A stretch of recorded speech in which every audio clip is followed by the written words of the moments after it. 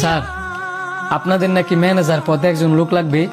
ও, তুমি দিলে শান্ত, তোমার সাথেই আমার ফোনে কথা হয়েছিল। জি স্যার। আচ্ছা ঠিক আছে, তুমি আগে আমার রেস্টুরেন্টটা পুরোটা ঘুরে দেখো, তারপর আমি তোমার সাথে কথা বলতেছি। অবশ্যই স্যার।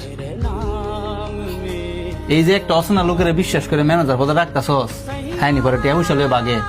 আরে না, বাগদো না। যখন যাইবো গা তখন বুঝবি।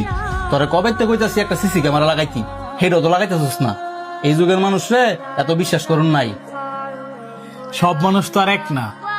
বিশ্বাস আর ভালো মানুষ পৃথিবীতে বাইচা আছে দেখেই এখনো পৃথিবী বাইচা রয়েছে।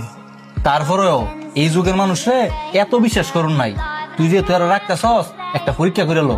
পরীক্ষা তো আমি অবশ্যই করবো। তুই রেস্টুরেন্টে একটু বইবি, আমি ক্যাশের সামনে টিয়া রাখা বাইরে থেকে একটু ঘুরামো, দেখবো টিয়ার প্রতি কোনো লোভ আছে কিনা। আচ্ছা তাহলে তুই ডি কর, আমি কোনো আমি দেখে বইছি। এই শান্ত, এদিকে আসেন। জি স্যার, বলেন। আজকে থেকে আপনার চাকরি স্টার্ট। আপনি ক্যাশে এসে বসেন, আমি বাইরে থেকে একটা জরুরি কাজ সাইডে আসতেছি।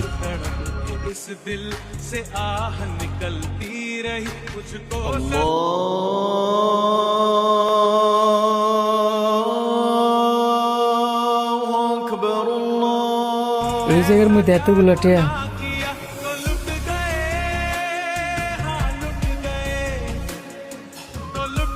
এই যে এক্সকিউজ মি, কই যান?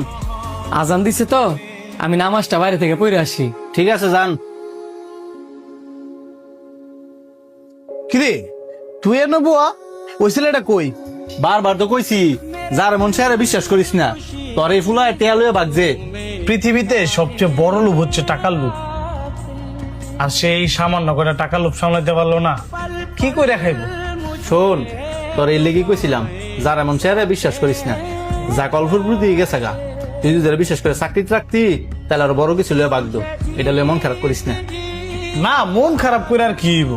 তোরে ধন্যবাদ, তুই যাই পরীক্ষা করতাম কইছস, নয়তো বড় কোনো ক্ষতি হইতে পারতো।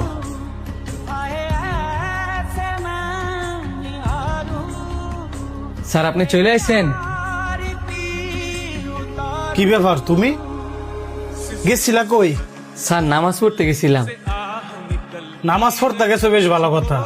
তো এখানে যে টাকাগুলো ছিল, ওইগুলো নিয়ে গেছো কেন? স্যার, আপনি হয়তো বা ভুল করে এই জায়গায় টাকাগুলো রেখে দিছেন, কিন্তু এই টাকাগুলো যদি আমি না নিতাম, অন্যজন যদি নিয়ে যেত, তাহলে তো ওই দোষের দায়ভার আমারই উপর করতো। তো টাকাগুলো তুমি ক্যাশে রেখে দিতা। আপনি আমার